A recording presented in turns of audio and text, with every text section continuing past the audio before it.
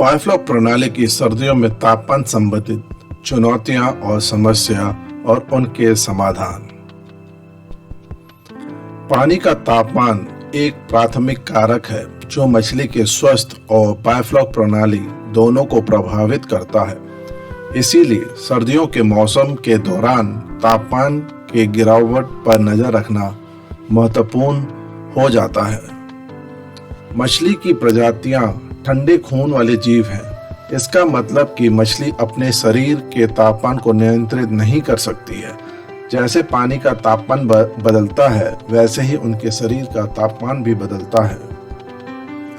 ठंडा पानी गर्म पानी की तुलना में अधिक घुलित ऑक्सीजन को धारण करने में सक्षम है, लेकिन अगर पानी बहुत ठंडा है तो ज्यादातर मछलियों के शारीरिक कार्य या चयापचय धीमा हो जाता है, जो कि बायोफ्लॉक प्रणाली के अनुकूल नहीं है।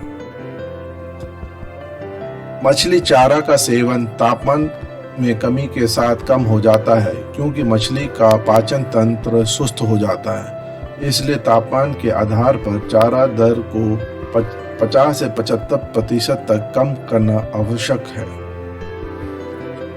यदि तापमान 15 डिग्री से कम हो जाता है तो सलाह यही है कि मछलियों को चारा खिलाना बंद कर दें। अतिरिक्त या बिना खाया चारा तालाब के तल में जमा हो जाता है, जिससे पानी की गुणवत्ता बिगड़ जाती है। यदि सर्दियों के मौसम में आपके टैंक में मछलियां हैं तो चारा की आवृत्ति को कम कर देना चाहिए और चारा में कम प्रोटीन आहार का उपयोग करने की सलाह दी जाती है। यदि पानी में अचानक तापमान में गिरावट होती है तो मछलियां तनाव में चली जाएंगी और बीमार पड़ जाएंगी और इससे मछलियों की मृत्यु हो जाएगी। अगर सही या आवश्यक तापमान मापदंड को प्रबंधन करने में असमर्थ होने पर सर्दियों के महीनों में मछली पर मानसिक और शारीरिक तनाव बढ़ जाती है, जिससे मछलियों में स्वास्थ्य संबंधित समस्या हो सकती है। सर्दियों के दौरान मछलियों को विभिन्न फंगल जीवाणु और परजीवी रोग जैसे fin rot, gill rot, EUS और आर्गुलिस मछली में देखी जा सकती है। हमारी सलाह यही है कि क्षेत्र या परिवेश जहां सर्दियों के महीने नवंबर से फरवरी में तापमान 16 से 18 डिग्री गिर जाती हो, उस दौरान मछली का बीज रोपण शुरू ना करें। यदि संभव हो तो सभी फसल की उगाई की गतिविधि सर्दियों के मौसम की शुरुआत से पहले पूरी हो जानी चाहिए। बायोफ्लॉक टैंकों में तापमान की गिरावट को सर्दियों में कैसे रोकें, कुछ विकल्प पर चर्चा करते हैं। चारों ओर से बंद कक्ष बायोफ्लॉक प्रणाली के लिए सबसे श्रेष्ठ विकल्प में से एक है। आप टैंक और आसपास के तापमान को नियंत्रित कर सकते हैं और पूरे साल संचालन कर सकते हैं, लेकिन इस तरह की प्रणाली बड़ी कंपनी द्वारा इस तरह की प्रणाली को स्थापित किया जाता है जो उच्च मूल्यों की मछलियों का व्यवसाय करते हैं।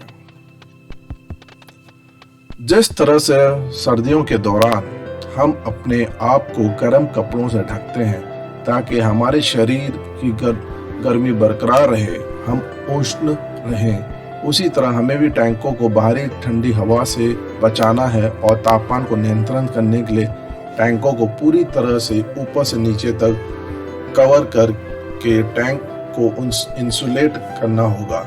इंसुलेशन के लिए मोटी प्लास्टिक शीट या तिरपाल का उपयोग कर सकते हैं। उदाहरण के लिए हम ग्रीन हाउस की सब्जियों को उगाने के लिए इस्तेमाल करते हैं।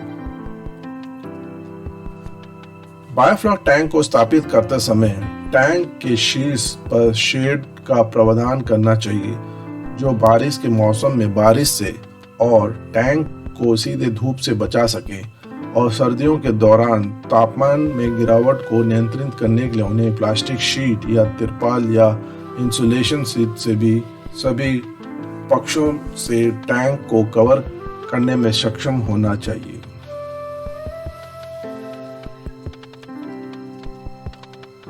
एक बहता पानी हमेशा स्थिर पानी की तुलना में उष्ण या गर्म होता है, इसलिए स्थिर पानी को एयर लिफ्ट सिस्टम का उपयोग करके टैंक में पानी को परिचालित करें जो पानी को उष्ण या गर्म रखेगा।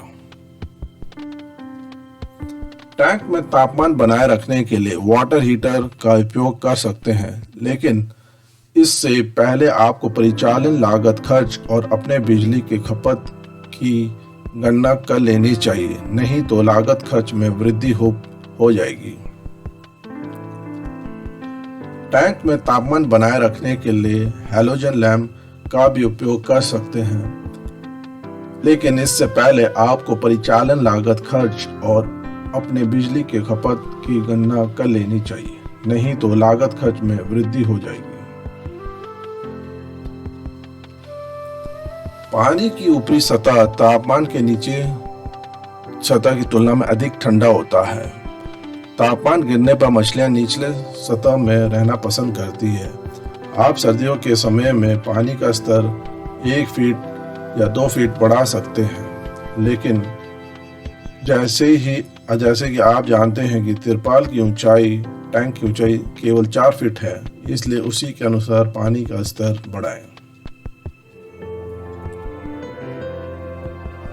यह भी देखा गया है कि यदि टैंकों को जमीन के स्तर से 2 या 3 फीट नीचे बनाया जाए तो निचले पानी के स्तर का तापमान ऊपरी सतह की तुलना में गर्म होता है। इसका कारण है कि टैंक के आसपास मिट्टी से प्राकृतिक रूप से तपरोधन होना, लेकिन इस व्यवस्था में कीचड़ निकास प्रणाली स्थापित करने में एक चुनौती है। यह एक संकल्पना है जिसे अभी तक पूरी तरह से बायोफ्लॉक प्रणाली में शामिल नहीं किया गया है, क्योंकि इस स्थापना के अपने फायदे और नुकसान हैं।